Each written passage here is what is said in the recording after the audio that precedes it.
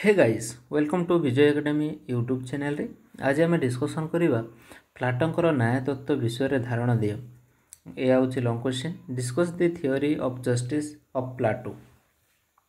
उत्तर एवं प्लाटों द्वारा रचित पुस्तक दि रिपब्लिक रे न्याय उपर गुरुत्व आरोप कर बार्कर को मतरे न्याय हूँ प्लाटोंकर दर्शनर केन्द्रबिंदु आलोचनार मुख्य विषय वस्तु। Justice is the central point of the हाइंग ऑफ द प्लाटो फिलोसफी। न्यायर अर्थ हूँ प्रकृति विषय रे रिपब्लिक रे वर्णन करा जायछि। प्लाटो तांको पुस्तक रे न्याय तत्वर अवतारण करने पूर्व तत्कालीन ग्रीसर प्रचलित न्याय तत्व गुड़िक व्याख्या करे सेगुड़िकर प्रत्याख्यान करिसेंति। से न्याय तत्व गुड़िक है पारंपरिक तत्व ट्रेडिशनल थियोरी, रेडिकल तत्व रेडिकल थियोरी एवं प्राग्मेटिक तत्व प्राग्मेटिक थियोरी। प्रथम पॉइंट हूँ पारंपरिक तत्व ट्रेडिशनल थियोरी। यही तत्व मनुष्य प्रवक्ता हेले सेफालस पॉलीमार्कस मतरे न्याय कहले प्रत्येक व्यक्ति को तार न्याय प्राप्य प्रदान करने को बुझाए। सत कहवा ऋण परिशोध करने उपरे यही तत्व गुरुत्व दे थाए। न्यायर अर्थ होची बंधु मानकर मंगल शत्रु मानकर क्षति साधन करने। प्लाटो किंतु यही तत्व को समालोचना करी कहिसेंति जे शत्रु और मित्रों के मध्य थिबा पार्थक्य दर्शाइबा कष्टकर अटे। सेतिपई तत्व को आधार करी सेमानक प्रति आमर आचरण किपरि हेबा उचित ता निर्णय करबा कष्टकर। प्लाटों मतरे समस्तंकर मंगल साधन काहारी क्षति न करबा उचित न्याय। रेडिकल तत्व माने रेडिकल तत्व थ्रासिमाकोस और अन्य सफिस्ट माने यही तत्वर प्रवक्ता थिले। यही तत्व जॉर्ज आर मुलकतार माइट इज राइट नीति विश्वास करे। थ्रासिमाक्स को मतरे प्रत्येक व्यक्ति तार न्याय प्राप्य हासिल करने उचित। सबल हाथ में क्षमता न्यस्त होगा आवश्यक। निज क्षमता बल सरकार आईन प्रणयन करती। न्याय सहित न्याय शासित अपेक्षा शासकर अधिक स्वार्थ साधन करे। प्लाटो रेडिकल न्याय तत्व को समालोचना करी कहिसेंति जे क्षमता सबल हाथ में न्यस्त होगा उचित नुहे। न्याय सबल व्यक्तिर सुरक्षा पर उद्दिष्ट नुहे। शासक निस्वार्थपर भाव शासित जड़े सेवक हिसाब से कार्य करने आवश्यक। न्याय सर्वदा अन्याय अपेक्षा श्रेयस्कर अटे। रेडिकल न्याय तत्व को प्लाटो अस्वीकार करछंती कारण सरकारी केबे भी जनस्वार्थ विरोधी हो पारिबो नाय बोली से जुक्ति उपस्थापन करिसेंती। 3 नंबर पॉइंट होची प्राग्मेटिक तत्व प्राग्मेटिक थियोरी। ग्लाउकन यही तत्वर प्रवक्ता अटंती। तांको मतरे न्याय प्राकृतिक नुहे या कृत्रिम बा मनुष्य द्वारा सृष्टि। सामाजिक प्रथा परंपरा को न्यायर सृष्टि होइछि। भयर मध्य न्यायर सृष्टि एवं यह दुर्बल व्यक्तिर आवश्यकता। नेसेसरी इज दी वर्कर्स अटे। यही दुर्बल श्रेणीर व्यक्ति माने बलवान व्यक्तिर अन्याय अत्याचार रक्षा पाइबा सेमानक मध्य एक सामाजिक चुक्ति बल चुक्ति कले जे सेमाने अन्य मानक प्रति अन्याय करिवे नहीं कि अन्याय को केबे भी बरदास्त करिवे नहीं। यही सामाजिक चुक्तिर प्रथा परंपरा सृष्टि। प्लाटो किंतु यही न्याय तत्व को समालोचना करी कहिसेंति जे आईन कृत्रिम नुहे कि परंपरा उपरे आधारित नहीं। मनुष्य समाजर साधारण इच्छा यह एक परिप्रकाश मात्र जहाँकि लिखित होता है।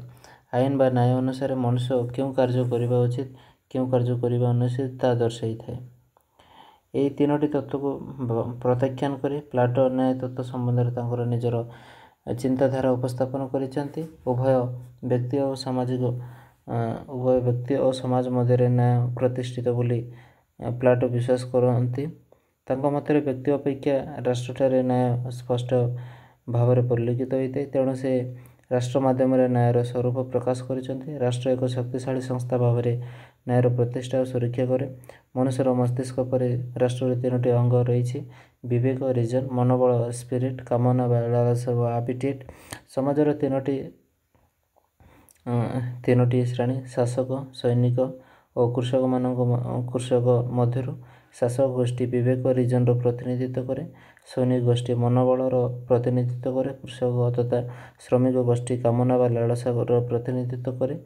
ये तीन ତିନୋଟି ଶ୍ରେଣୀ ନିଜ ନିଜର କର୍ତ୍ତବ୍ୟକୁ ସଠିକ୍ ରୂପରେ ସମ୍ପନ୍ନ କରି ସମାଜରେ ନ୍ୟାୟ ପ୍ରତିଷ୍ଠା କରିଥାନ୍ତି। ବାର୍କରଙ୍କ ମତରେ ସାମାଜିକ ନ୍ୟାୟ ସାମାଜିକ ବ୍ୟବସ୍ଥାର ନୀତି ଉପରେ ପ୍ରତିଫଳିତ ହୋଇଥାଏ।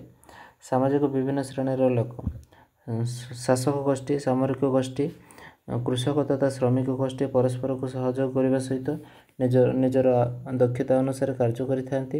ସାବାଇନଙ୍କ ମତରେ ନ୍ୟାୟ ହେଉଛି ଏକ ନିବନ୍ଧ ଯାହାକି ଗୋଟିଏ ସମାଜକୁ ଏକାଠି କରିଥାଏ। ଏହା ହେଉଛି ମନୁଷ୍ୟମାନଙ୍କର ଏକ ସମ୍ମିଳନୀ ଯେଉଁମାନେ କି ନିଜର ଦକ୍ଷତା, ସାମର୍ଥ୍ୟ ତଥା ପ୍ରଶିକ୍ଷଣ ଅନୁସାରେ କାର୍ଯ୍ୟ କରି ଚାଲିବେ। ପ୍ଲାଟୋଙ୍କ ମତରେ ଶାସକ ଗୋଷ୍ଠୀ, ସାମରିକ ଗୋଷ୍ଠୀ, କୃଷକ, ଶ୍ରମିକ ଗୋଷ୍ଠୀ ପରସ୍ପର କାର୍ଯ୍ୟରେ ହସ୍ତକ୍ଷେପ ନ କରି ନିଜର କାର୍ଯ୍ୟ ଠିକ୍ ଭାବରେ ସମ୍ପନ୍ନ କଲେ ସମାଜରେ ନ୍ୟାୟ ପ୍ରତିଷ୍ଠା ହୋଇପାରିବ। ନ୍ୟାୟର ପ୍ରକୃତି, ଫିଚର ଅଫ୍ ଦି ଜଷ୍ଟିସ୍। ପ୍ରଥମ ପଏଣ୍ଟ ହେବ ପ୍ଲାଟୋଙ୍କ ମତରେ ଲୋକମାନଙ୍କର କାର୍ଯ୍ୟ ଦକ୍ଷତା ବିଭିନ୍ନ ପ୍ରକାର ଅଟେ। କେତେକ ଲୋକ ଏକ କାର୍ଯ୍ୟକୁ ଅନ୍ୟମାନଙ୍କ ତୁଳନାରେ ବେଶ ଭଲ ଭାବରେ ସମ୍ପନ୍ନ କରିଥାନ୍ତି। ଯେଉଁ ବ୍ୟକ୍ତି ଯେଉଁ କାର୍ଯ୍ୟ ପାଇଁ ଯୋଗ୍ୟ ସେହି କାର୍ଯ୍ୟ କଲେ ଉତ୍ତମ ଫଳ ମିଳିଥାଏ। ଏଥିପାଇଁ ପ୍ଲାଟୋ କହିଛନ୍ତି ଯେ ଯେଉଁ ବ୍ୟକ୍ତି ଯେଉଁ କାର୍ଯ୍ୟ କରିବା ଦ୍ୱାରା ଉପଯୁକ୍ତ ସେ କେବଳ ସେହି କାର୍ଯ୍ୟ କରିବା ଆବଶ୍ୟକ। ଦ୍ୱିତୀୟ ପଏଣ୍ଟ ପ୍ଲାଟୋଙ୍କର ନ୍ୟାୟ ତତ୍ତ୍ୱ କର୍ମଭିତ୍ତିକ ବିଭାଜନ ଫଙ୍କସନାଲ ସ୍ପେସିଆଲାଇଜେସନ ଉପରେ ଆଧାରିତ। ସମାଜରେ ତିନି ଗୋଟି ଗୋଷ୍ଠୀ ଯଥା ଶାସକ ଗୋଷ୍ଠୀ, ସାମରିକ ଗୋଷ୍ଠୀ, କୃଷକ ବା ଶ୍ରମିକ ଗୋଷ୍ଠୀ ମଧ୍ୟରୁ ଯଦି ଶାସକ ଗୋଷ୍ଠୀ ଶାସନ କାର୍ଯ୍ୟରେ, ସାମରିକ ଗୋଷ୍ଠୀ ଦେଶର ସୁରକ୍ଷା କାର୍ଯ୍ୟରେ, କୃଷକ ତଥା ଶ୍ରମିକ ଗୋଷ୍ଠୀ ଉତ୍ପାଦନ କାର୍ଯ୍ୟରେ ଠିକ୍ ଭାବରେ ନିଜକୁ ନିୟୋଜନ କରନ୍ତି ତାହେଲେ ସମାଜରେ ନ୍ୟାୟ ପ୍ରତିଷ୍ଠା ହୋଇପାରିବ। 3 ନମ୍ବର ପଏଣ୍ଟ ହେଉଛି କାର୍ଯ୍ୟଭିତ୍ତିକ ଶ୍ରେଣୀ ବିଭାଜନ ଫଙ୍କସନାଲ ସ୍ପେସିଆଲାଇଜେସନ। କାର୍ଯ୍ୟ ବିଭାଜନ ବ୍ୟତୀତ ପ୍ଲାଟୋଙ୍କର ନ୍ୟାୟ ତତ୍ତ୍ୱ ଅଣ ହସ୍ତକ୍ଷେପ ନନ୍ ଇଣ୍ଟରଫେରେନ୍ସ, ଏକତା, ହାରମୋନି ଉପରେ ଏକ ପର୍ଯ୍ୟବେସିତ ଅଟେ। ସମାଜରେ ଏହି ତିନି ଗୋଷ୍ଠୀ ପରସ୍ପର ମଧ୍ୟରେ ସଂଘର୍ଷ ନ କରି ପରସ୍ପର କାର୍ଯ୍ୟ ହସ୍ତକ୍ଷେପ ନ କରି ନିଜର କାର୍ଯ୍ୟ ଠିକ୍ ଭାବରେ ସମ୍ପନ୍ନ କଲେ ଏକତା ପ୍ରତିଷ୍ଠିତ ହେବା ସଙ୍ଗେ ସଙ୍ଗେ ନ୍ୟାୟ ମଧ୍ୟ ପ୍ରତିଷ୍ଠିତ ହୋଇଥାଏ। 4 ନମ୍ବର ପଏଣ୍ଟ ହେଉଛି ପ୍ଲାଟୋଙ୍କ ମତରେ ଦାର୍ଶନିକମାନେ ଯଦି ରାଜା ହୁଅନ୍ତି ବା ରାଷ୍ଟ୍ର ଶାସିତ କାର୍ଯ୍ୟରେ ଲିପ୍ତ ରୁହନ୍ତି ତାହେଲେ ରାଷ୍ଟ୍ରର ନ୍ୟାୟ ପ୍ରତିଷ୍ଠା ହୋଇପାରିବ। କାରଣ ପ୍ଲାଟୋଙ୍କ ମତରେ ଦାର୍ଶନିକ ସମାଜରେ ସବୁଠାରୁ ବିଜ୍ଞ ବ୍ୟକ୍ତି ଅଟନ୍ତି। 5 ନମ୍ବର ପଏଣ୍ଟ ପ୍ଲାଟୋଙ୍କ ମତରେ ଦାର୍ଶନିକ ରାଜାମାନେ ବ୍ୟକ୍ତିଗତ ସ୍ୱାର୍ଥ ସମୂହକୁ ଜଳାଞ୍ଜଳି ଦେଇ ରାଷ୍ଟ୍ରର ହିତ ପାଇଁ ରାଷ୍ଟ୍ରୀୟ ସ୍ୱାର୍ଥ ସାଧନ ପାଇଁ ଚେଷ୍ଟିତ ହେବା ଆବଶ୍ୟକ। ଏଥିପାଇଁ ସେମାନେ ପରିବାର, ସମ୍ପତ୍ତି, ମୋହ, ମାୟା ଇତ୍ୟାଦିଠାରୁ ଦୂରେଇ ରହି ରାଷ୍ଟ୍ରର ହିତ ସାଧନ ପାଇଁ ଉଦ୍ୟମ କରିବା ଆବଶ୍ୟକ। ଶାସକମାନଙ୍କୁ ଏହିସବୁ ଆସକ୍ତିରୁ ଦୂରେଇ ରଖିବା ପାଇଁ ପ୍ଲାଟୋ ସେମାନଙ୍କ ପାଇଁ ସମ୍ପଦେୟ ନାରୀ ସାମ୍ୟବାଦ ଅବତାରଣ କରିଛନ୍ତି।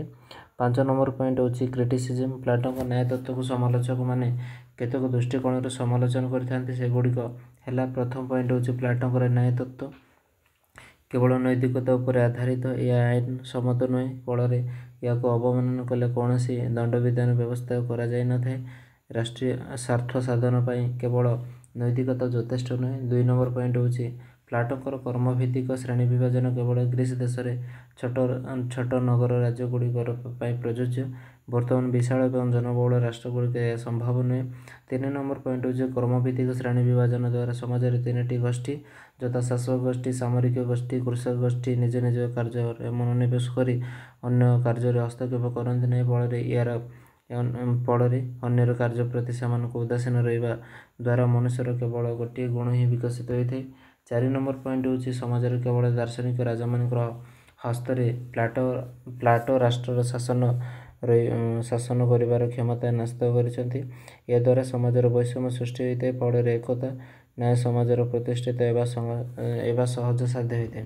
5 ନମ୍ବର ପଏଣ୍ଟ ହେଉଛି ଦାର୍ଶନିକ ରାଜାମାନଙ୍କୁ ପରିବାର ଏବଂ ସମ୍ପତ୍ତିଗତ ଆସକ୍ତିରୁ ଦୂରେଇ ରଖିବା ପାଇଁ ପ୍ଲାଟୋ ସେମାନଙ୍କ ପାଇଁ ସମ୍ପଦେୟ ନାରୀ ସାମ୍ୟବାଦ ଅବତାରଣ କରିଛନ୍ତି। ଏହା ଏକ ଅମାନବୀୟ ଚିନ୍ତାଧାରା ଅଟେ। ଏହିସବୁ ସମାଲୋଚନା ସତ୍ତ୍ୱେ ପ୍ଲାଟୋଙ୍କର ନ୍ୟାୟ ତତ୍ତ୍ୱ ପାଶ୍ଚାତ୍ୟ ରାଜନୈତିକ ଦର୍ଶନ ପ୍ରତି ଏକ ଅବଦାନ ଅଟେ।